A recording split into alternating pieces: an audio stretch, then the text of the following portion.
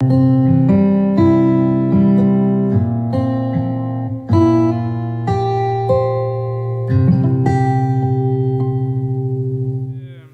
um prazer estar com os irmãos. A gente está muito feliz de estar podendo dar continuidade à série sobre os 5 pontos do calvinismo, né? Sobre aquilo que a gente chama de as doutrinas da graça, né? Alguns denominam calvinismo, mas a gente chama de doutrina bíblica. Então, a gente agora continua a jornada acerca dos 5 pontos daquilo que foi denominado como fé reformada, né? Calvinismo, tulipa, o que você preferir. É um prazer estar com os irmãos e a nossa ideia nessa manhã é continuar explorando o tema, né? Se você nos acompanha pela rede social, você que está aqui ou aqueles que estão acompanhando a transmissão, você sabe que o tema de hoje se chama expiação limitada, ok? Quando a gente olha para esse tema, a gente precisa ter algumas coisas na nossa mente que vão nos ajudar a delimitar um pouco o nosso campo de pensamento nessa manhã. A primeira coisa delas é a seguinte, de que todas as religiões do mundo possíveis, elas trabalham com o esquema de expiar pecados, ou com o esquema de expiar problemas, né? Então, a gente observa as religiões e a relação entre o homem e o ser divino, e a gente vai sempre observar de que as relações são sempre construídas na necessidade do ser humano aplacar a ira de um ser divino. Então, por exemplo, a gente vai olhar no candomblé. No candomblé a gente vai ter a ideia, a gente não vai ter uma ideia muito clara e eficiente de pecado, mas a gente vai ter uma ideia de ofensa ao ser divino em que eles servem. Nesse tipo de ofensa, nesse tipo de relação em que ele se constrói, a gente vai ter também uma forma, então, de solucionar esse problema, que são os sacrifícios em que a gente vê, muitas das vezes, nas ruas aí. Isso é uma forma de expiar os pecados na religião afro-brasileira. Além disso, a gente vai ter também, em outras correntes, né? Por exemplo, no kardecismo. A gente vai ter na ideia do kardecismo também uma ideia presente de expiação, aonde o ser humano precisa, de alguma forma, também reencarnar em outras vidas para melhorar a sua situação e, assim, então, aplacar a ira do ser divino. Além deles, a gente também tem os mormons, que começam bem falando que Jesus expia pecados, mas eles terminam esdrúxulamente, terminam muito mal, aonde a gente vai ter a ideia de que, na verdade, Jesus não é suficiente para expiar ou pagar a dívida de todos os nossos pecados. Existem pecados muito graves em que os mormons acreditam que Jesus não consegue aplacar a ira divina. Além disso, a gente vai ter também os adventistas dos 7º dias. A partir do século XIX, os adventistas começaram a crer, então, que, na verdade, a ideia de expiação está ligada a uma ideia de uma investigação que está acontecendo da parte do divino até Cristo voltar. Então Deus, no seu soberano trono, tem investigado vida a vida, até quando Cristo voltar, ele então definirá quem serão salvos e quem não serão. Além deles, a gente também tem os islã. O islamismo acredita o seguinte, que a gente não precisa tanto de uma ideia de expiação. Até porque o Islã não acredita na doutrina do pecado original. Então, se não existe pecado, a gente também não tem pelo qual lutar ou como aplacar a ira divina.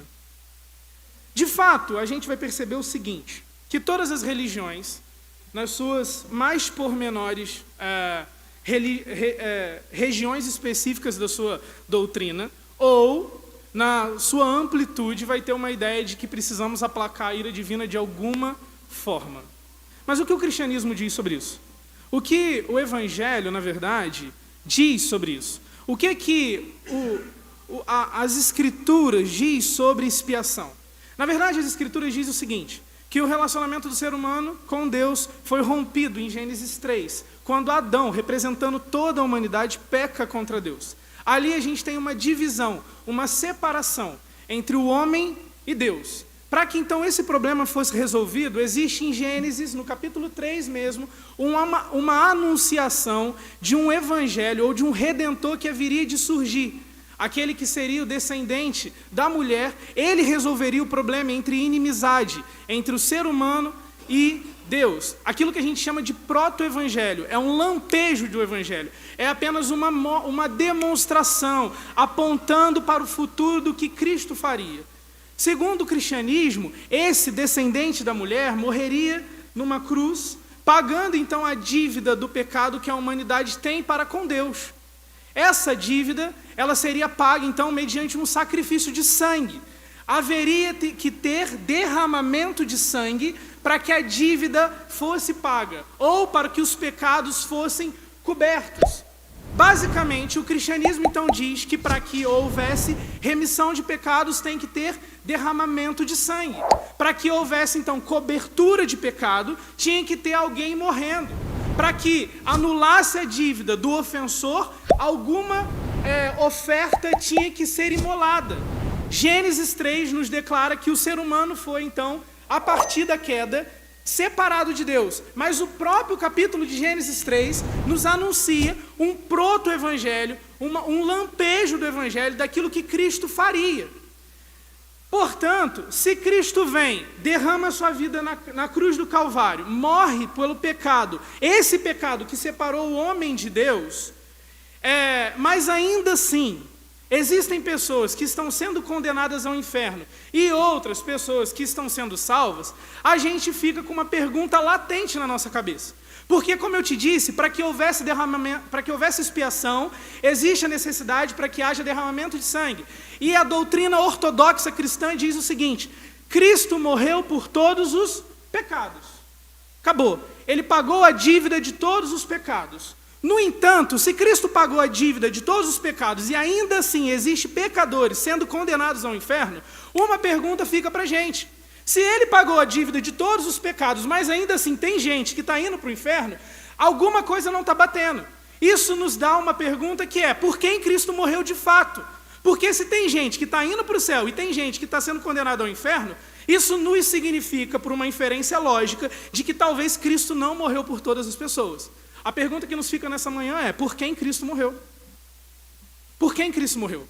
E essa pergunta me faz aí a José de Saramago, ou José Saramago, escritor português, que, século passado, escreveu uma obra chamada Ensaio sobre a Cegueira. Ensaio sobre a Cegueira é uma obra magistral. Se você já leu Ensaio sobre a Cegueira, você vai entender por que eu estou dizendo que é uma obra magistral. E por que a pergunta de por quem Cristo morreu leva a gente a José Saramago, principalmente a Ensaio sobre a Cegueira. Ensaio sobre a Cegueira, ela nos relata a história da humanidade de maneira nua e crua. A gente tem Ensaio sobre a Cegueira a seguinte estrutura. No livro a gente não tem nome de personagem, a gente não tem localização geográfica e a gente também não tem localização temporária. A história está acontecendo. E logo na primeira página do livro, a gente já tem aquilo, o lampejo do que vai acontecer sobre toda a história em que José Saramago está produzindo.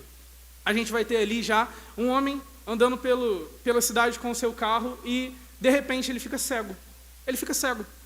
Mas é uma cegueira um pouco atípica, é uma cegueira diferente. É uma cegueira que nos causa um pouco de estranheza.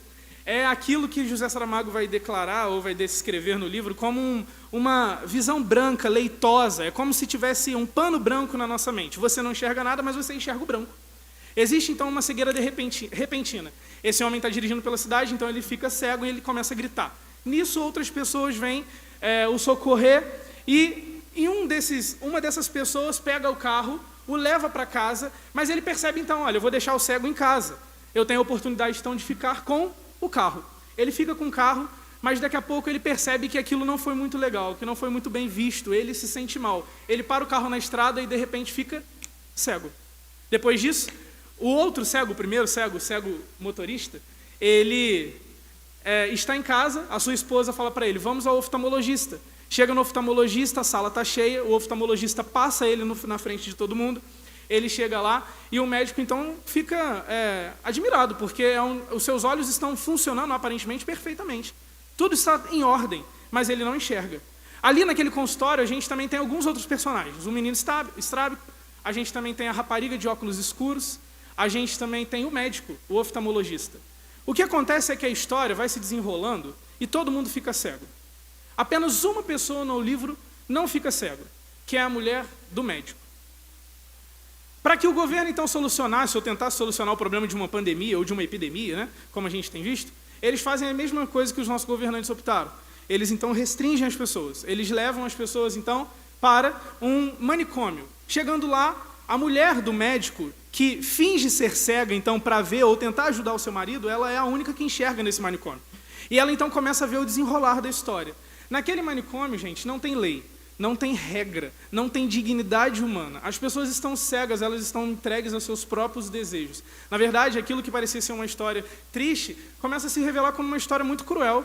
O ser humano, que aparentemente parecia viver numa vida ordenada, numa sociedade em que representava os sinais de trânsito, respeitava as leis governamentais, agora eles vivem dentro de um manicômio onde não existe regra. A única regra que existe é não ter regra. A história se desenrola, a crueldade da humanidade é exposta para a gente e as coisas elas não vão ficando bem. Até que a mulher do cego ela começa a ver coisas bizarras. Como, por exemplo, a rapariga de óculos escuros, lembra dela? Ela também está cega e ela também está no manicômio. Chega ao ponto de ela e o marido da mulher que enxerga estarem fazendo sexo ao vivo na frente de todo mundo e ela vendo isso. As coisas não estão bem. Não existe mais banheiro, as necessidades físicas são feitas no chão, os corpos das pessoas que morrem são enterradas ali, aonde amontoado em outros corpos, as coisas não estão nada bem. Ensaio sobre a cegueira, na verdade, tem uma finalidade. José Saramago, na verdade, explica a finalidade desse livro no início.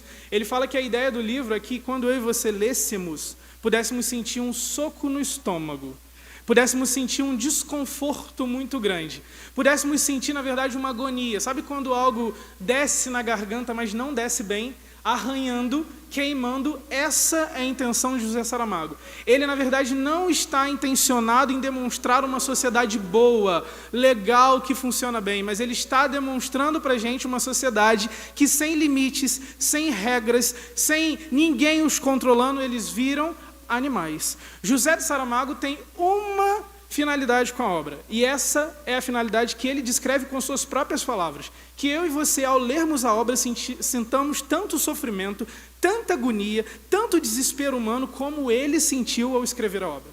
Por que eu estou falando de ensaio sobre a cegueira? Porque, na verdade, a gente vem caminhando. A gente apresenta, no primeiro domingo sobre a série, a depravação total. Uma doutrina que, de fato, nos joga no chão, aonde nos é demonstrado que, sem a possibilidade de Cristo e a sua intervenção, nada faríamos ou nada podemos ser. Nós somos escravos do nosso pecado e isso é fato e não tem discussão. É uma doutrina que, na verdade, humilha muito o nosso ego. É uma doutrina que nos deixa, de fato, desconfortáveis. Mas no último domingo, a gente teve uma doutrina também que, aparentemente, é um prato frio para se comer. Mas, de maneira magistral, foi nos apresentado que, na verdade, é um grande banquete. A doutrina da eleição é nos apresentada como uma verdade em tempos de sofrimento e de angústia, aonde cristãos estão passando por perrengue e eles se lembram que Deus os elegeu antes da fundação do mundo, e isso é uma fonte de conforto. Mas agora a gente volta para um drama existencial, um drama da cristandade, aonde nos é apresentado de novo um prato frio. Só que agora esse prato não tem nem alimento. Parece uma espinha de peixe, crua, nua, fria, sem vida, que nos é apresentado, aonde eu e você dizemos aos quatro ventos que Cristo não morreu por todo mundo, mas que Cristo morreu por algumas pessoas, que Cristo morreu por algumas pessoas, que Cristo morreu por todos os eleitos. É-nos apresentado um prato que, de fato, se assemelha muito à intenção de José Saramago, aonde a gente tem uma doutrina que é um soco no nosso estômago, uma doutrina e uma verdade bíblica que, no primeiro século, era indiscutível, mas que agora precisa ser revista sempre, porque a nossa vontade humana, a nossa arrogância, a nossa prepotência não aceita. Nos é apresentada uma doutrina que, de fato, nos deixa desesperados. Porque eu e você temos a leve e forte tendência, ao mesmo tempo, de colocarmos Deus no banco dos réus e falar assim, olha, não é dessa forma. A doutrina da expiação limitada gera um desconforto muito grande. E, na verdade, a minha intenção é que você saia daqui desesperado, mas, ao mesmo tempo, também consolado. É um desespero para consigo mesmo, mas um desespero que te faz ficar de pé em frente a Jesus e Ele como Senhor da sua vida. Um desespero que faz você ficar agoniado, mas ao mesmo tempo te faz vislumbrar a glória de Deus. Um desespero que humilha a minha e a sua natureza, mas que aponta para a soberania e a glória divina. Expiação limitada é de fato uma doutrina que dá um soco no nosso estômago e que nos faz lembrar da intenção do autor português ao escrever Ensaio sobre a Cegueira. Que a gente saia daqui agoniado, angustiante, e que Cristo seja glorificado. Vamos orar? Senhor Deus, nós te agradecemos por essa manhã, te agradecemos pela tua palavra e pedimos para que o Senhor tenha misericórdia da gente e que a tua escritura rasgue o nosso coração, rasgue o nosso orgulho. O Senhor sabe as minhas limitações e eu peço para que o Senhor me use apesar delas. Em nome de Jesus, amém. Com a linha de quando eu tinha 5 anos, hein, gente? Vamos lá. A ideia da expiação limitada, então, ela não surge de agora, ok?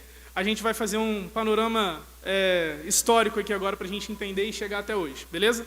A gente abriu a primeira caixa, tá? E a gente vai trabalhar hoje com caixas, ok? A primeira caixa foi aberta, mas ela não está fechada, ok? A primeira caixa foi a introdução, aonde a gente olhou nessa caixa, a gente abriu a caixa... Deixa eu ficar no microfone, porque senão eles vão brigar comigo. A gente abriu a primeira caixa, e a caixa, quando a gente olha dentro dela, a gente tem algumas coisas. A gente tem José Saramago, Jesus e o Encélus, ok? Agora a gente deixa essa caixa de lado e a gente abre a segunda caixa, tá bom? A doutrina da expiação limitada, gente, ela começa a ser desenvolvida, na verdade, um pouco mais modernamente, mas ela é presente nas escrituras desde o primeiro século. Só que os teólogos da Idade Média, principalmente a patrística, eles não se encarregam de desenvolver essa doutrina de maneira eficiente, né? Até porque essas pessoas, no início, eles tinham outros assuntos que preocupavam eles, como a doutrina da Trindade, a doutrina da Cristologia, tudo isso. Então, a gente vai ter um primeiro desenvolvimento assim na Idade Média sobre a doutrina da expiação limitada em Anselmo de Cantuária, no século XII, ok? Só que Anselmo de Cantuária, gente, ele vai nos apresentar uma doutrina da expiação limitada que é um tanto quanto interessante, mas ainda assim frágil, tá? Ele vai dizer o seguinte, que Deus de fato foi ofendido pelo pecado humano, mas essa ofensa é uma ofensa relacionada à sua honra, ou seja, Deus ele sente-se ofendido por conta da sua honra, que de fato é verdade, mas ainda assim não aplaca ou não compreende todo o esboço da doutrina da expiação limitada. Depois de Anselmo de Cantuária, a gente vai ter já na Idade Moderna os reformadores, aonde a gente vai ter ali no quadro da fé reformada o desenvolvimento da doutrina da expiação limitada, amparado em Anselmo de Cantuária, mas um pouco distinto. Ali a gente vai ter já a ideia da substituição penal, aonde, na verdade, o pecado não é mais uma ofensa contra a honra de Deus somente, ou uma ofensa contra o nome de Deus somente, mas os reformadores vão entender que o pecado é uma ofensa contra a natureza divina, ou seja, o pecado é algo que é transcendental. Ele ofende a santidade, ele ofende a justiça, ele ofende a pessoa de Deus por completo. O problema, então, ele fica muito maior, porque antes, como um problema somente de honra, agora é um problema existencial, e na verdade é um problema eterno, porque segundo os reformadores a gente vai ter um grande problema, um enorme problema, um problema que eu e você nunca resolveríamos. Qual é esse problema? O problema é de que nós ofendemos um Deus ou uma pessoa que é eterna. Se a nossa ofensa é direcionada a uma pessoa que é eterna, a gente tem um problema gigantesco, porque a nossa ofensa ganhou também um valor eterno. Por isso, então, o homem não conseguiria resolver o seu problema, porque o homem não é eterno, ele é efêmero. O que, então, a gente precisa? De um Redentor que seja eterno, da mesma essência daquele em que foi ofendido. É aí que entra Cristo Jesus. Então, os reformadores eles vão acreditar e vão desenvolver a doutrina da substituição penal. Mas depois dos reformadores, a gente vai ter um grande probleminha surgindo, que é o problema em que a gente se encontra hoje. Após a reforma, ali no século XVII, já 1618, começa a acontecer, então, na verdade, a acontecer uma assembleia, que vai ser chamada de o Concílio de Dort, né, ou o Sínodo de Dort, onde a gente vai ter um problema ali a ser desenvolvido ou a ser encarado. Qual que é esse problema? A doutrina da expiação limitada, ela era bem evidente, bem clara para as pessoas até esse momento. Mas os seguidores de um homem chamado Jacó Armínio, ou seja, os arminianos, eles começam então a refutar, ou a tentar refutar, alguns pontos relacionados à eleição divina que estava fundamentada na pessoa de João Calvino. Essa eleição divina, então, ela começa a ser refutada, e a gente então vai criar-se um novo panorama, ou uma nova perspectiva acerca da expiação. Ou seja, Jesus não morreu mais somente por alguns ou pelos seus eleitos. Jesus morreu agora por todos os homens. Mas essa demonstração, essa nova criação, ela gera um problema. Porque, na verdade, se Cristo morreu por todos os homens e por todos os pecados, a lógica é que nenhuma dessas pessoas, então, pudessem se perder. No entanto, para tentar argumentar contra isso, os arminianos eles dizem o seguinte, que Cristo, na verdade, ele dá a possibilidade de salvação, sendo necessária, então, uma resposta humana a esse sacrifício. Ou seja, Jesus morre na cruz do Calvário, realiza a sua entrega, paga a dívida do pecado, então, no final das contas, o homem precisa responder positivamente a esse sacrifício. Os sinos de Dort, eles vão desenvolver aquilo que a gente vai conhecer como os 5 pontos do calvinismo. Eles vão refutar essa contestação daquilo que a gente chamava, ou que a gente chama dos remonstrantes. Ok? Então, os sinos de Dort vão estruturar aquilo que a gente chama de calvinismo e expiação limitada. Só que aí a gente desenvolve mais um pouquinho e a gente chega então no ápice da doutrina da expiação limitada, que vai ser um homem chamado John Owen. Ele vai escrever um livro sobre a morte da morte na morte de Cristo. Esse livro, que infelizmente não é traduzido no português, ele é traduzido só um pedacinho dele, que é Por Quem Cristo Morreu, ele vai ser desenvolvido de maneira bíblica, ou seja, baseado nas Escrituras, mas também baseado na lógica, ou seja, no sistema racional humano. E aí, qual vai ser o desenvolvimento de John Owen? Na verdade, vai ser um desenvolvimento fantástico. Ele vai criar para a gente 3 possibilidades interpretativas acerca da expiação limitada. E aí eu preciso que você preste atenção, e depois disso a gente vai parar por essas horas e vamos olhar para o texto bíblico, ok? A expiação limitada, então, ele vai desenvolver para a gente 3 possibilidades interpretativas, e acho que isso vai ajudar vocês a entenderem de maneira lógica, antes da gente olhar para o texto bíblico, e olhar que também está fundamentado no texto bíblico a doutrina da expiação limitada, ok? A primeira possibilidade é que Cristo morreu, então, por todos os pecados de todos os homens. Essa é a doutrina que os arminianos defendem. Cristo morreu por todos os pecados de todos os homens. A segunda possibilidade interpretativa é: Cristo morreu por todos os pecados de alguns homens. Essa é o que o calvinismo defende. E a terceira possibilidade é que Cristo morreu por alguns pecados de todos os homens. Tanto calvinistas quanto os arminianos recusam essa terceira possibilidade, porque isso daí é heresia, já que a Bíblia define que Cristo morreu por todos os pecados. Ok? Então a gente vai trabalhar com as 2 possibilidades. A segunda possibilidade, que Cristo morreu por todos os pecados de alguns homens, é a possibilidade que nós estamos defendendo nessa manhã. Ok? Como a gente vai tratar ela ao longo do texto, a gente vai observar a primeira possibilidade. Cristo morreu por todos os pecados de todos os homens. Ok, se Cristo morreu por todos os pecados de todos os homens, a gente precisa responder, antes de qualquer coisa, qual a finalidade da morte de Jesus Cristo. Porque para a gente conseguir observar a lógica de que Cristo morreu por todos os pecados de todos os homens, a gente precisa responder, antes de qualquer coisa, qual a finalidade da morte de Jesus. Porque senão a gente não vai saber responder isso. Qual que é a finalidade da morte de Jesus? A gente vai olhar 1 Timóteo 1,15 e vai dizer o seguinte, que esta afirmação é fiel e digna de toda aceitação. Cristo Jesus veio ao mundo para salvar os pecadores, dos quais eu sou o pior. Repare no que o texto está dizendo, irmãos. Cristo veio ao mundo para salvar os pecadores. Cristo não veio ao mundo para dar uma possibilidade de salvação. Cristo veio ao mundo para salvar os pecadores. É uma decisão certa, é uma afirmação correta, é uma afirmação incontestável. Cristo veio ao mundo para salvar pecadores. Isso é tão certo quanto o nascer do sol. Não existe discussão para o apóstolo quando ele está escrevendo a Timóteo, ele está dizendo uma verdade incontestável. Timóteo, Cristo veio ao mundo para salvar pecadores. Portanto, a finalidade da morte de Cristo é salvar pecadores. Se a finalidade da morte de Cristo é salvar pecadores, a inferência arminiana cria-se um problema, ou surge-se um problema em cima dela. Se Cristo morreu por todos os pecados de todos os homens, e existem homens que não estão sendo salvos e estão sendo condenados ao inferno, isso não significa que Cristo não morreu por todos os homens.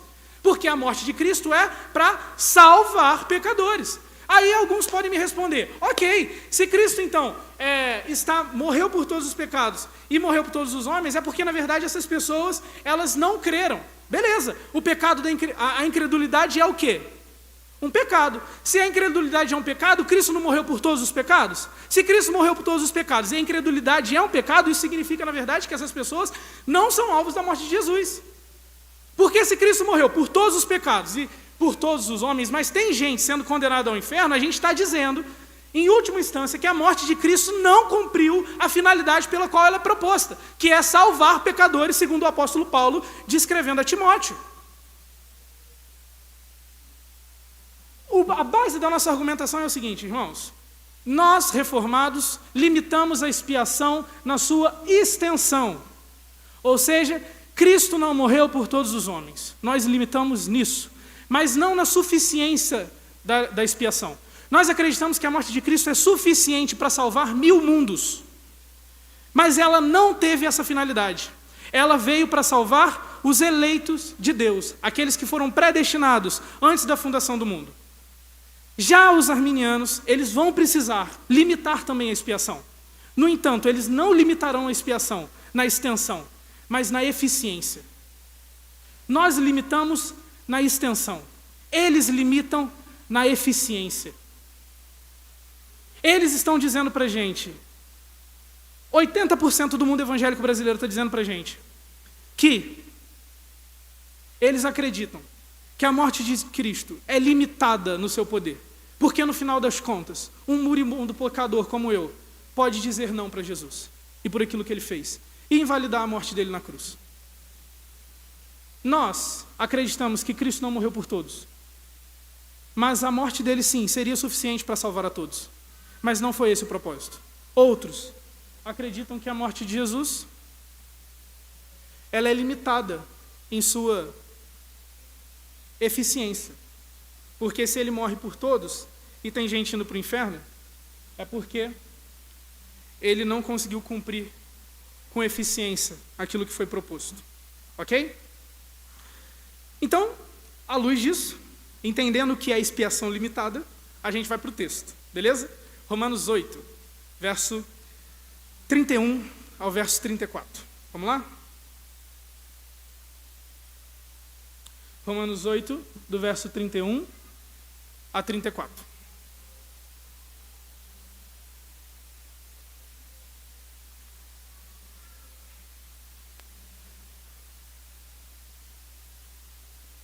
E a pergunta continua latente nas nossas mentes, né? Por quem Cristo morreu? A gente ainda não respondeu, ou respondeu de maneira lógica, né? Mas a gente agora vai tentar responder isso biblicamente, ok? Por quem Cristo morreu? Romanos 8, verso 31 a 34 diz o seguinte: que diremos, pois, diante dessas coisas? Se Deus é por nós, quem será contra nós? Aquele que não poupou o seu próprio filho, mas o entregou por todos nós, como não nos dará juntamente com ele, e de graça, todas as coisas? Quem fará alguma acusação contra os escolhidos de Deus? É Deus quem os justifica. Quem os condenará? Foi Cristo Jesus que morreu, e que ressuscitou e está à direita de Deus e também intercede por nós. Verso 31, agora a gente começa a observar o texto com mais detalhes. Ok? Que diremos, pois, diante dessas coisas? Se Deus é por nós, quem será contra nós? A primeira pergunta que fica para a gente é que coisas são essas que Paulo está falando, né? Que diremos, pois, diante dessas coisas? A gente precisa entender que coisas são essas a que Paulo está se referindo. A gente não conseguiu ler o texto todo, mas essas coisas estão sendo descritas nos textos acima, ok? A gente vai observar, então, que essas coisas, elas, na verdade, estão descritas nos versos 28 a 30, que diz assim: sabemos que Deus age em todas as coisas para o bem daqueles que o amam, dos que foram chamados de acordo com o seu propósito. Pois aqueles que de antemão conheceu, também os predestinou para serem conformes à imagem de seu Filho, a fim de que ele seja o primogênito entre muitos irmãos. E aos que predestinou, também chamou; aos que chamou, também justificou; aos que justificou, também glorificou. Ou seja, que diremos, pois, diante dessas coisas? Paulo está se referindo às coisas em que ele tinha acabado de descrever. Ele está se referindo àquilo em que é a vida de um cristão, o processo da redenção que é encontrado em Cristo Jesus. Ele está dizendo que esse Jesus, ele completa a obra. Ele chama, ele justifica e ele também é fiel para completar essa obra. Paulo está se referindo a essas coisas que foram citadas nos versos 28 a 30. Mas, o que Paulo, na verdade, aonde Paulo está querendo chegar? Que diremos, pois, diante dessas coisas? E aí ele continua: se Deus é por nós, quem será contra nós?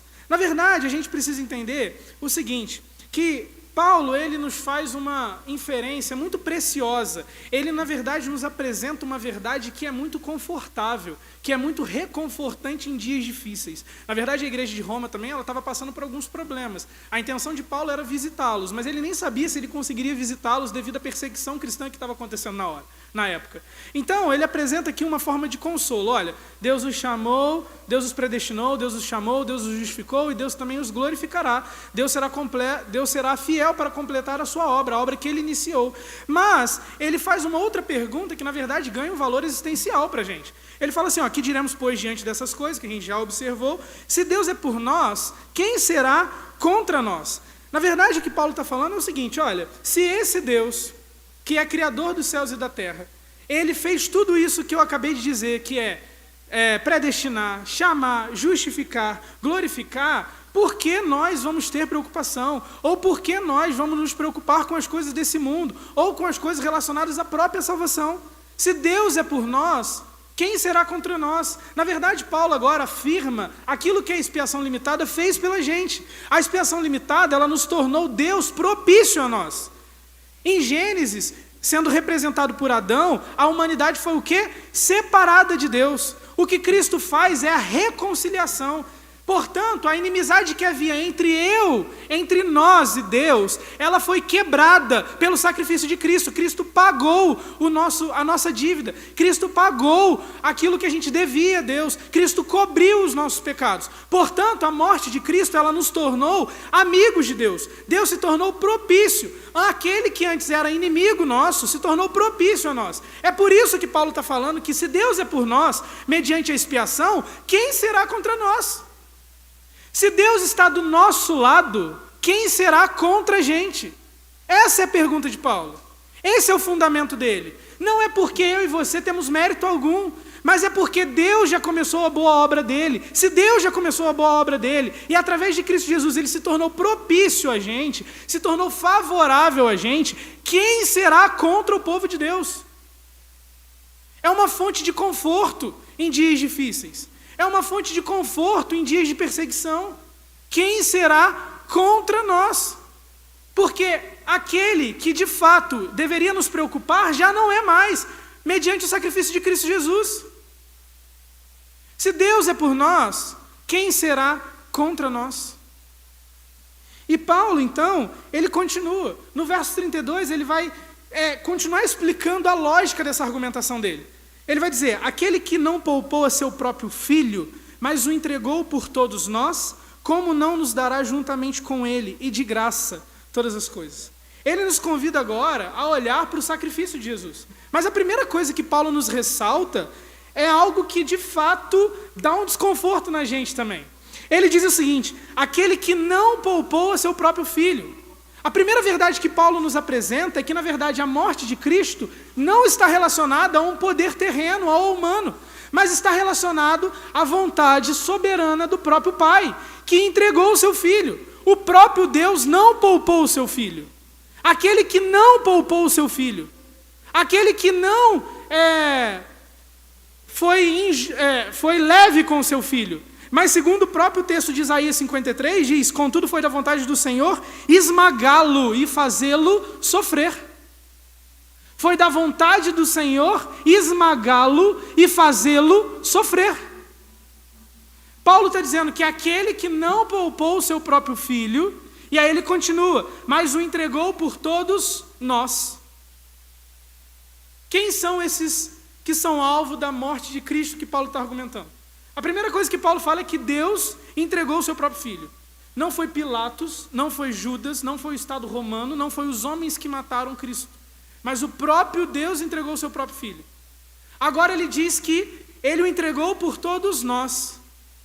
Mas esse nós está relacionado aos versos 28 a 30 que a gente leu.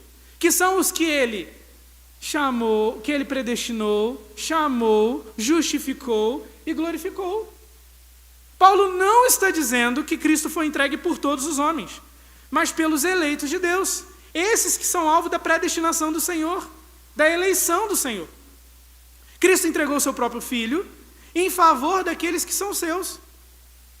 E ele continua, como não nos dará juntamente com Ele e de graça todas as coisas? Cristo Jesus é entregue pelo próprio Pai em favor dos eleitos, e agora Paulo está dizendo o seguinte: olha, se Deus entregou a coisa mais preciosa que Ele tinha, que era o próprio Filho, como Ele não completará a obra dele? Como Ele não finalizará a obra dele? Como Ele não nos deixará firmados nele? Se Deus já fez o mais importante, se Deus já entregou o mais importante para a salvação do homem, para a salvação dos eleitos, que é Cristo Jesus, como Ele não completará a sua obra? Como Ele não finalizará a sua obra? Na verdade, o que Paulo está falando é que a morte de Cristo foi pelos eleitos, mas ele fala que essa morte, ela é também uma entrega eficiente, que resgatará todos que o Pai deu, todas as ovelhas perdidas. Essa morte não é uma morte, gente, que não nos traz segurança. Não é uma morte que nos deixa inseguros, em que eu e você precisamos ficar preocupados. Não. Essa morte é destinada aos eleitos de Deus e de maneira eficiente. Lembremos então de algumas palavras do próprio Jesus. João 17, versos 6 ao 9 diz: eu revelei teu nome àqueles que do mundo me deste. Eles eram teus, tu os deste a mim, e eles têm guardado a tua palavra. Agora eles sabem que tudo que me deste vem de ti, pois eu lhes transmiti as palavras que me deste, e eles aceitaram. Eles reconheceram que de fato eu vim de ti e creram que me enviaste. Eu rogo por eles. Não estou rogando pelo mundo, mas por aqueles que me deste, pois são teus. O próprio Cristo está falando que Ele não está rogando e não está orando pelo mundo, mas está orando por aquilo que Deus deu a Ele. João 6, 37 e 39. Todo que o Pai me der, virá a mim, e quem vier a mim, eu jamais rejeitarei. A gente precisa entender que a morte de Cristo, ela está intimamente relacionada aos eleitos de Deus. Aqueles que foram predestinados, chamados, justificados, glorificados. Aqueles que, segundo o apóstolo Paulo, são os nós de Romanos 8, 33. Aqueles que foram eleitos por Deus. A morte de Cristo não é para todos os homens, mas é para todos os eleitos de Deus. E nenhum deles se perderá. Nenhum deles ficará pelo caminho, porque a morte de Cristo é eficiente naquilo que se propôs, que é salvar pecadores. Mas o texto continua. E aí agora Paulo vai começar a tocar nos pontos interessantes para a gente. Ele vai falar no verso 33, quem fará alguma acusação contra os escolhidos de Deus? É Deus quem os justifica. Quem fará alguma acusação contra os escolhidos de Deus? É Deus quem os justifica. A pergunta de Paulo, ela chega num nível em que, para ele, beira o absurdo. Ele apresenta para a gente a verdade do Evangelho, que Cristo não é poupado pelo próprio Pai, é entregue pelos eleitos de Deus, e aí a partir disso ele fundamenta o seguinte, olha, quem fará alguma acusação contra os escolhidos de Deus? Não tem lógica. Quem fará alguma acusação contra os escolhidos de Deus? Ninguém. Por quê? Paulo responde, é Deus quem os justifica. Nossa redenção, nossa condenação, ela não acontecerá. A nossa condenação não acontecerá porque Deus justifica os eleitos de Deus. A nossa redenção é certa, irmãos. A nossa redenção é tão certa quanto o nascer do sol. Nada abalará, nada tirará a gente da mão do Senhor. Cristo é eficiente no seu resgate. Cristo é eficiente naquilo que Ele se propôs. Nada abalará isso. Nada tirará a gente da mão do Senhor.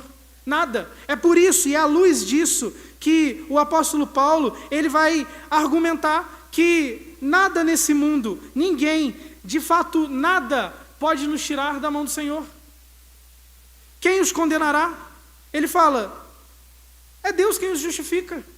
A obra do Senhor é completa. Não tem sentido, não tem fundamento. E aí ele continua no versículo 34. Quem os condenará? Foi Cristo Jesus que morreu, mas que ressuscitou e está à direita de Deus e também intercede por nós. Paulo, ele está trabalhando com aquilo que é absurdo. Quem pergunta isso? Quem os condenará? Foi Cristo Jesus que morreu. Não foi o Papa, não foi o pastor da igreja, não foi os nossos méritos, não foi a santa comunidade. Quem morreu foi Cristo. É por isso que para ele a segurança da salvação é tão certa. Nada nos abalará. Não existe essa história de que uma vez salvo pode perder a salvação. Não. Só se você foi salvo por qualquer um outro que não seja Jesus. Aquele que pertence a Cristo Jesus tem a certeza da sua salvação, da sua eleição, da sua glorificação. Porque quem morreu foi Cristo, não foi a gente. É por isso que o apóstolo Paulo, ele vai dizer algumas coisas muito interessantes. Ele vai dizer o seguinte, que a doutrina da expiação, ou essa doutrina da redenção, é uma certeza para a gente, que é uma certeza confortável. E é por isso que logo depois desses versículos que a gente leu, nos versículos 38, por exemplo, ele vai dizer o seguinte, que em todas essas coisas somos mais que vencedores, por meio daqueles que nos amou. Pois estou convencido, presta atenção, estou convencido de que nem a morte, nem a vida, nem anjos, nem demônios, nem o presente, nem o futuro, nem quaisquer poderes, nem altura, nem profundidade, nem qualquer outra coisa na criação será capaz de nos separar do amor de Deus que está em Cristo Jesus, nosso Redentor. Nada nos tirará ou nos separará do amor do Cristo. Esse Cristo que foi imolado como cordeiro, esse Cristo que expia os nossos pecados. É por isso que a pergunta de Paulo é: foi Cristo Jesus que morreu, como alguém nos condenará? Não tem sentido, não tem fundamento. Na verdade, o que Paulo está fazendo é acusando claramente, ou atacando claramente, as doutrinas em que acreditam que as pessoas podem se perder, que estão inseridas na mão de Cristo Jesus. Não existe essa possibilidade. O Cristo que Paulo está apresentando, o Cristo que Paulo está defendendo, não perde ninguém. Não perde ninguém. É impossível ele perder alguém. Não perde. Porque, na verdade, ele morre pelos seus.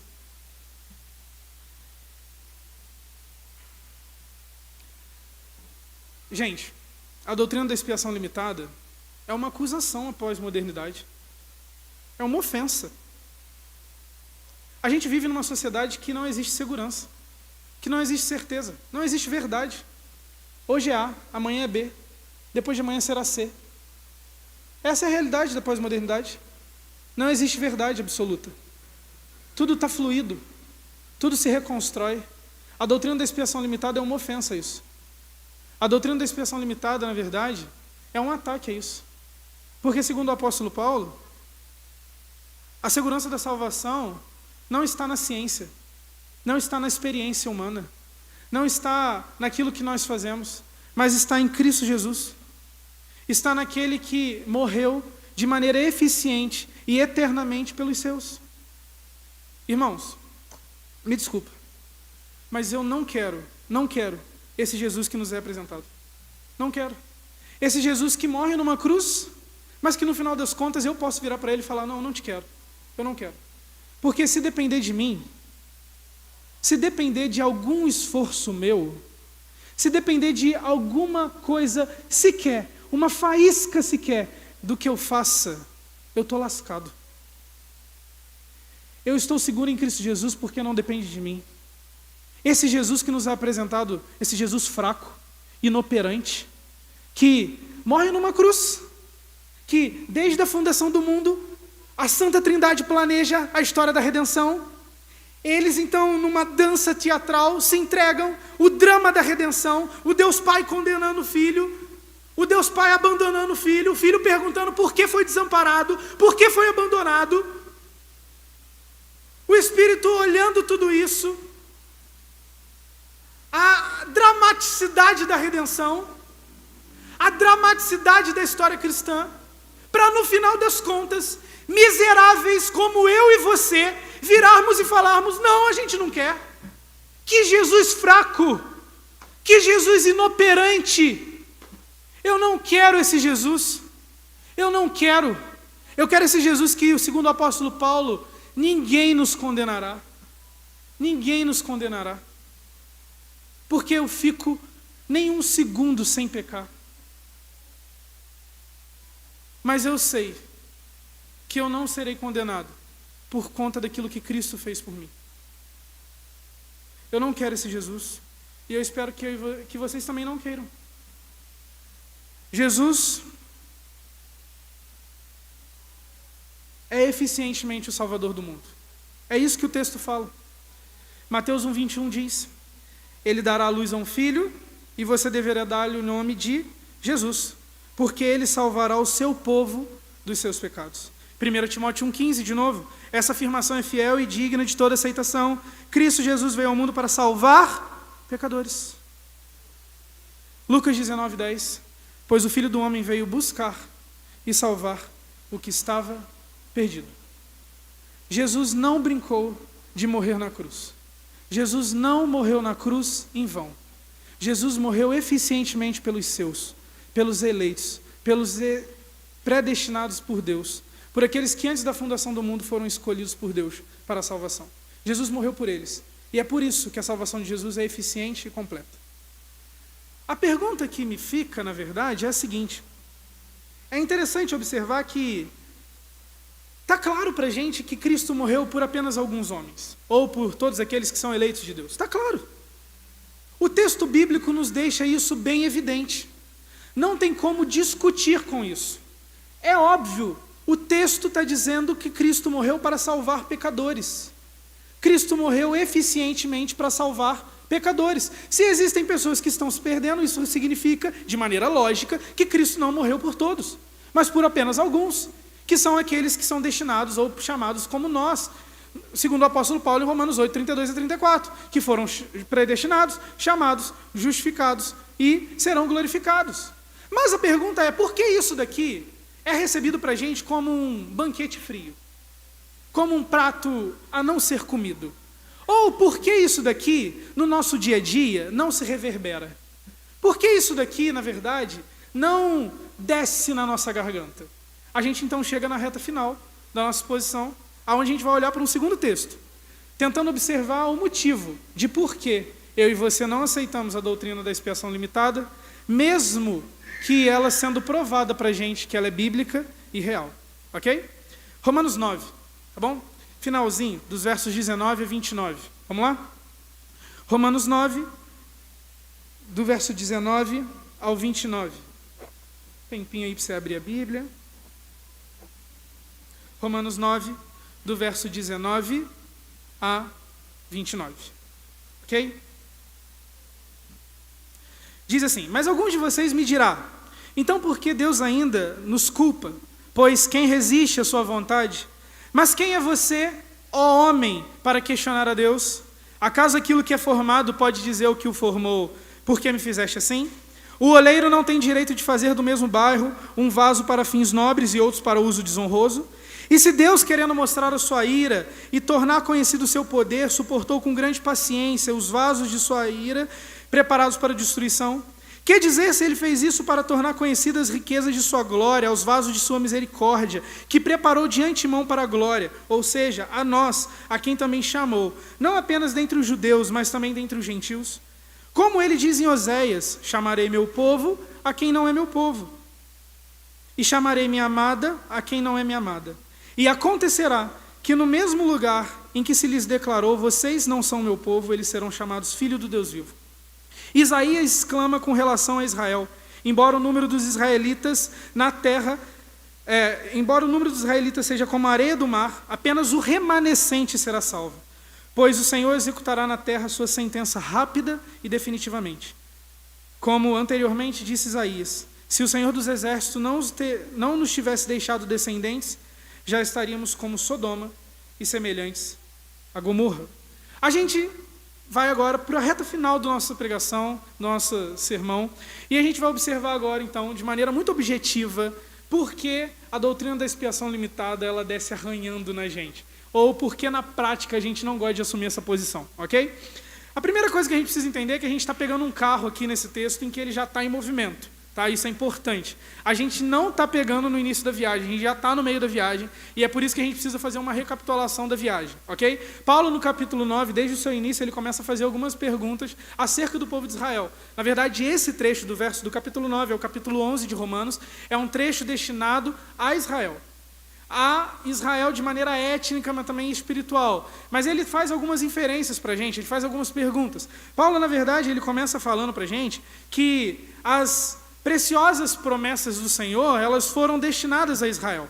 E ele começa falando que nem todos aqueles que são Israel étnico são Israel espiritual. Ele também vai falar que nem todos que são descendentes de Abraão são descendentes espiritual de Abraão.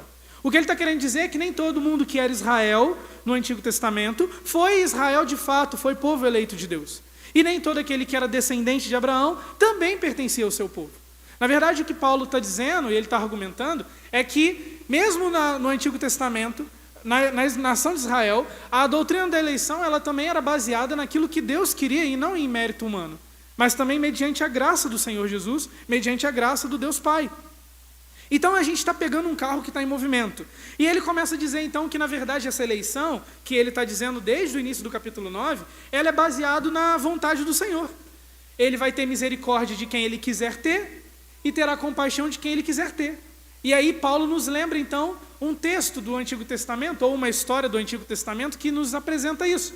Ele fala, Deus rejeitou Esaú, mas amou Jacó. Deus rejeitou Ismael, mas amou Isaac. Por quê? Paulo vai falar que, na verdade, isso está fundamentado e baseado na vontade do Senhor.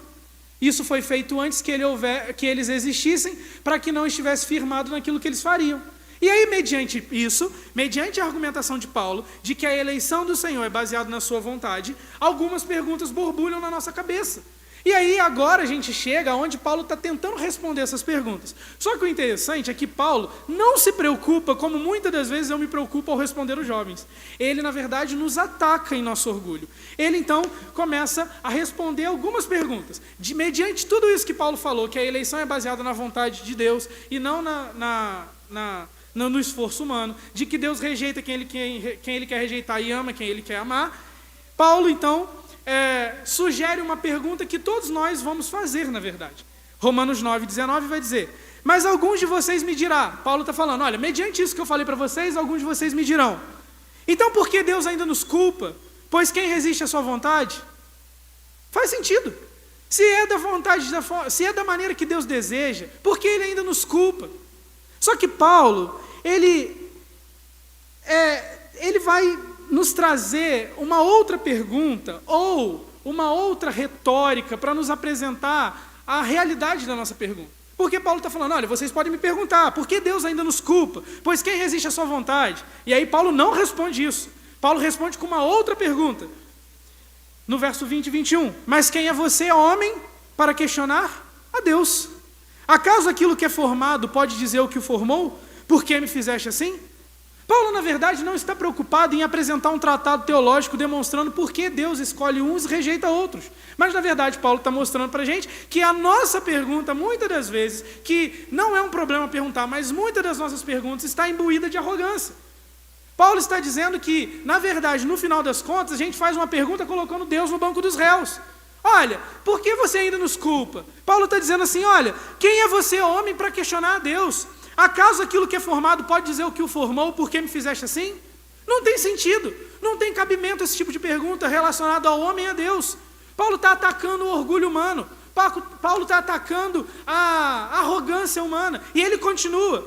O oleiro não tem direito de fazer do mesmo barro um vaso para fins nobres e outros para desonroso? Ele está dizendo que a vontade do Senhor é soberana sobre todas as coisas. Ele pode fazer uns vasos para perdição e outros para não. Só que o interessante é que Paulo agora ofende os dois lados. Porque ele está dizendo o seguinte, que fazer do mesmo barro. Ele não está dizendo que os vasos de honra são feitos de material diferente dos vasos de perdição. Não, ele está dizendo que tanto os de honra quanto os de perdição são feitos do mesmo material. Isso daí serve para uma coisa, gente. Mostrar para a gente que nós não temos mérito nenhum, que nós não somos especial nenhum, que na verdade nós somos eleitos de Deus mediante a sua misericórdia. Porque nós poderíamos estar do outro lado, perdidos também, como qualquer outro. Não há mérito a gente. Não há nada que nós possamos fazer que garantirá a nossa eleição ou a nossa predestinação. Na verdade é o contrário. Paulo está falando assim, por que você está questionando a Deus? Não tem fundamento. Você que é criado não pode questionar o Criador. É a mesma coisa de você pegar um barro, e a analogia é essa, construir um vaso e ele virar para você, por que você fez de mim um vaso e não um elefante? Não tem sentido. Deus faz o que Ele quer com quem Ele quiser, porque Ele criou todas as coisas. A resposta de Paulo para a questão da expiação limitada, agora se apropriando daquilo que ele está falando a Israel, é que, na verdade, a problemática que nós criamos não é porque a gente não aceita que Deus escolhe uns, ou porque Deus morreu por alguns. A gente não aceita porque a gente é arrogante. A gente não aceita porque a gente quer ter o controle de todas as coisas. A gente não aceita porque a gente pensa, no final das contas, que nós somos o olheiro e não o vaso. Paulo continua. 22 e 23, e se Deus, querendo mostrar sua ira e tornar conhecido o seu poder, suportou com grande paciência os vasos de sua ira preparados para a destruição, que dizer se ele fez isso para tornar conhecidas as riquezas de sua glória aos vasos de sua misericórdia, que preparou antemão para a glória. Paulo nos apresenta então a finalidade das duas coisas. Tanto a redenção quanto a perdição, ou tanto a redenção quanto a condenação, servem para uma única coisa: a glória de Deus. Não tem nada relacionado a gente. Expiação limitada não é sobre quem Deus escolheu e nós somos especiais, é sobre a glória de Cristo que morreu eficientemente pelos seus e nada tirará das suas mãos porque Ele é Senhor do Senhor. Nosso questionamento está imbuído de arrogância. Nossa insensatez ou nossa dificuldade com a expiação limitada, no final das contas, é porque a gente não aceita um Deus soberano. É porque no final das contas a gente quer ter o controle da nossa vida. Paulo está falando o seguinte, que tanto os de perdição quanto os de glória são para a glória de Deus. Manifestam a glória do Senhor. Os de misericórdia manifestam glória porque Ele é gracioso, misericordioso e amoroso. Mas os de perdição manifestam glória porque Deus é santo, justo e virá com a sua ira divina. Porque se Deus não pune pecadores, irmãos, a gente serve a um Deus que é fraco, que não resolve o problema do pecado, mas joga para debaixo do tapete. Não é isso que Ele fez. Ele resolveu o problema. Ele matou o seu filho. Versos 24 a 29 para a gente concluir. Ou seja, a nós, aqui também chamou, não apenas dentre os judeus, mas também dentre os gentios. Como Ele disse em Oséias: chamarei meu povo a quem não é meu povo. Chamarei minha amada a quem não é minha amada. E acontecerá que no mesmo lugar em que se lhes declarou: vocês não são meu povo, eles são chamados filhos do Deus vivo. Isaías exclama com relação a Israel: embora o número dos israelitas seja como a areia do mar, apenas remanescente será salvo. Pois o Senhor executará na terra sua sentença rápida e definitivamente. Como anteriormente disse Isaías: se o Senhor dos exércitos não nos tivesse deixado os descendentes, já estaríamos como Sodoma e semelhantes a Gomorra. Paulo lembra então a profecia de Oséias e de Isaías e nos apresenta então uma perspectiva de que Deus, na verdade, desde o Antigo Testamento já está anunciando que Ele salvaria povos, nações, tribos, pessoas de todos os tipos. Aqueles que não eram seu povo no Antigo Testamento agora serão chamados de meu povo. E aqueles que não eram chamados de minha amada serão chamados agora de minha amada. Desde o Antigo Testamento Deus está anunciando que os gentios também serão alvos da sua graça. Serão alvos da sua misericórdia, serão alvos da sua eleição. Mas além disso, Paulo está dizendo o seguinte, que da mesma forma que Deus salva os gentios, Ele também foi da mesma forma com os israelitas, ou com os judeus. Ele está dizendo que na verdade os israelitas foram poupados não porque eles são bons, mas porque havia um remanescente que Deus elegeu dentro deles. Quando eles prestaram culto a Baal, Deus então os preserva por causa de 7.000 pessoas que não se dobraram a Baal. A gente tem aqui, então, a constatação de que, da mesma forma que o gentio é eleito mediante a graça divina, o judeu também. Que, na verdade, o processo de salvação, para ambos os povos, é igual. É mediante Cristo Jesus e o seu sacrifício na cruz do Calvário. De que, se não fosse Deus, segundo o profeta Isaías, Israel tinha se tornado uma Sodoma e Gomorra. Só não se tornou porque Deus não quis. Na verdade, a gente conclui dizendo que isso daqui faz muito sentido com aquilo que José Saramago diz em Ensaio sobre a Cegueira, né? O manicômio, na verdade, deixou de ser manicômio, gente. A cegueira invadiu todo mundo. A cidade ficou toda cega. As pessoas perderam a noção da lei, do bom comportamento, da dignidade humana. Todos foram entregues às suas próprias paixões, desejos. Nos lembra um pouco daquilo que Paulo fala em Romanos, né, no seu capítulo inicial. Todos foram entregues às suas próprias paixões. Eles o quê? Suprimiram a verdade pela justiça. Trocaram a verdade pela justiça. Na verdade, O que Saramago faz, mesmo sendo um ateu, é mostrar para a gente que a depravação total é realidade. É que ela, na verdade, é indiscutível. E que se eu e você sempre fomos deixados às nossas próprias paixões, não há mérito algum ou não há forma nenhuma de nos salvarmos. É por isso que Cristo precisou vir, morrer numa cruz do Calvário e eficientemente salvar aqueles que são seus. Porque se não fosse isso, ou se dependesse de uma resposta que eu e você damos a Ele, meus irmãos, deixa eu falar uma coisa.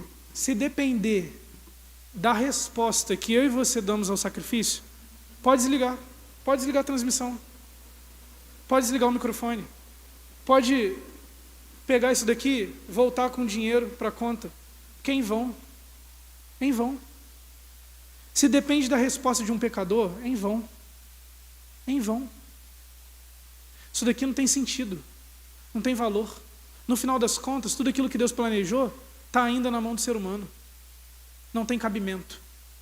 Isso é um absurdo. Quem nos condenará? Paulo está perguntando. Ninguém.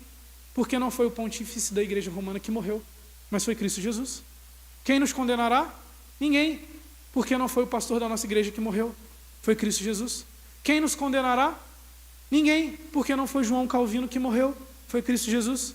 Quem nos condenará? Ninguém. Porque não foi Armínio que morreu, foi Cristo Jesus. Quem nos condenará? Ninguém. Porque não foi Paulo, nem Apolo, nem ninguém. Foi Cristo Jesus. Não há cabimento em termos de desespero. Não há cabimento em ficarmos preocupados com a nossa salvação. Cristo, o mesmo Cristo que nos chamou, nos justifica e finalizará a sua obra. E isso tudo para a glória do seu nome. Ok? Vamos ver então algumas aplicações para a nossa vida acerca da expiação limitada. Tá beleza? A doutrina da expiação limitada traz conforto ao povo de Deus. Cristo não veio para uma possibilidade que pode ser frustrada a qualquer momento por nosso pecado. Ele veio para nos resgatar eternamente da nossa perdição. 2. A expiação limitada nos apresenta um Deus protagonista da história, da redenção, e não um mero espectador. 3. Se Deus é esse ator principal de toda a história, podemos descansar na certeza de que Ele está cuidando de tudo. A gente pode descansar na certeza de que Deus é soberano sobre todas as coisas, ou como John Stott bem falou uma vez, Satanás é um cachorro muito bravo, mas que no final das contas está na coleira, e quem está segurando a coleira é Deus.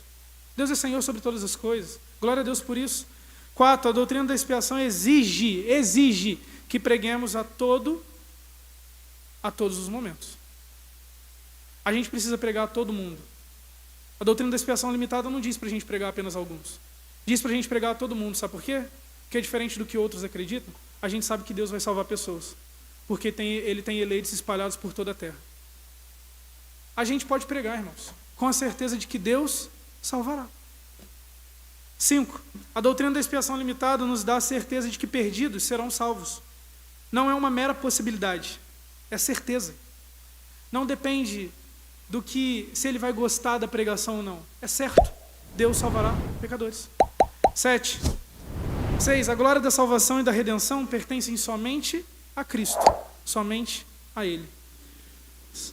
7. A beleza da expiação é que no Evangelho, diferente de qualquer outra religião, Deus proveu o sacrifício para que Ele se torne propício a nós. Não fazemos nada, absolutamente nada. Diferente de todas as outras religiões que a gente observou no início, que o homem precisa fazer alguma coisa, o cristianismo é diferente. Deus fez por nós, porque nós nunca faríamos. 8. A expiação limitada nos lembra que o Evangelho é um grande mistério para a mente humana e que nunca o entenderemos completamente, pois ele submete nossa intelectualidade à humilhação. Sim, porque o mesmo Evangelho que nos fala que Deus elegeu, fala também que o homem é responsável pelos seus atos e pelas suas decisões. Na verdade, um resumo bem grande dessa pregação é o seguinte: se eu e você formos para o inferno, isso é culpa nossa, mas se formos para o céu, isso é culpa de Deus. É isso. Se eu e você formos para o inferno, isso é culpa nossa, mas se nós formos para o céu, é culpa somente de Deus. E 9. E, na verdade, só para concluir aqui, esse mistério não é único nas Escrituras, tá? Não é somente a soberania divina e responsabilidade humana que cria um conflito na gente. Explica a cristologia, como que Cristo foi 100% homem e 100% Deus? Ninguém explica. Trindade, 3, mas que na verdade é 1. 1 mais 1 mais 1, 1. Não tem lógica. A doutrina do Evangelho, na verdade, submete a nossa inteligência à humilhação. Nós somos seres humilhados perante o conhecimento inescrutável de Deus. E 9. Agora destinado a todos aqueles que nos ouvem aqui, tanto aqueles que nos ouvem na transmissão. Se você não reconhece Jesus como Senhor e Salvador da sua vida, saiba que você será condenado ao inferno devido aos seus atos e não devido à soberania divina. Saiba que se você ainda não ama Jesus, não entregou sua vida a Jesus, saiba que de fato você será condenado ao inferno por suas próprias decisões ou por seus próprios atos. E outra coisa, eu resumo muito bem, por mais que isso te dê um nó na cabeça agora. Escolha Jesus. Escolha Jesus. Por mais que agora, conscientemente, você pense que esteja escolhendo Jesus, no final das contas, é Ele que está te escolhendo. Irmãos, o convite da nossa manhã, na verdade, é que a gente veja a nossa humilhação e a nossa necessidade de um Salvador.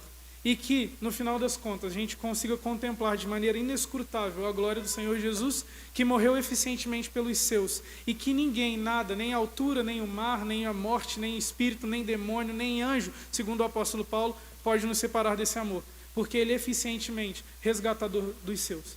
Ok?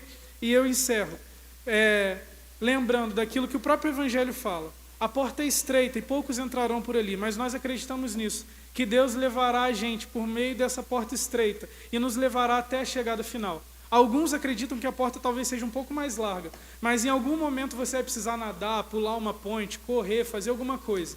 O Evangelho que a gente prega, na verdade diz que você não faz nada, só Cristo faz por você. E essa é a glória do Evangelho. E essa manhã, eu na verdade só quero que eu e você consigamos contemplar a maravilhosa graça de Deus e a maravilhosa glória do Senhor Jesus no seu plano de redenção que salva pecadores. E a gente encerrar com a consciência muito firme e alimentada por aquilo que o apóstolo João diz em Apocalipse 5, verso 11 ao 12. Então eu olhei e ouvi a voz de muitos anjos, milhares, milhares e milhões de milhões. Eles rodeavam o trono, bem como os seres viventes e os anciãos, e cantavam em alta voz: digno, digno é o Cordeiro que foi morto de receber poder, riqueza, sabedoria, força, honra, glória e louvor. Digno é o Cordeiro que foi morto de receber poder, riqueza, sabedoria, força, honra, glória e louvor. Toda a glória a Deus pela nossa salvação, porque eu e você não podemos fazer nada. Ele fez tudo. Ok? A gente vai orar. Depois disso a gente vai cantar uma música. E eu gostaria muito, irmãos, de verdade, de que a gente cantasse essa música com muito nosso coração, sabe? Porque, de fato, a única coisa que nós podemos fazer nessa manhã, diante de uma verdade incontestável como a doutrina da expiação limitada, é glorificar a Deus. Amém? Senhor Deus, nós te agradecemos por essa manhã, pela tua palavra, por tudo aquilo que o Senhor é e representa na nossa vida. Nós reconhecemos a nossa miserabilidade, a nossa insuficiência para com a salvação. Nós reconhecemos que nós precisamos somente do Senhor. E é por isso que nós confiamos somente no Senhor. Nós confiamos não no nosso esforço, não no nosso mérito, mas nós confiamos em Ti. Glória seja dada ao Senhor, Deus. E obrigado pela redenção que Cristo proveu de maneira eficientemente, de maneira resoluta. E que eu e meus irmãos agora podemos descansar na certeza de que o mesmo Deus que nos predestinou, nos chamou, nos justificou, será fiel para completar a obra, não para a nossa glória, mas para a glória do Cordeiro, que foi imolado desde a fundação do mundo. Esse que é digno de toda honra e de toda glória. Nós oramos em nome de Jesus. Amém.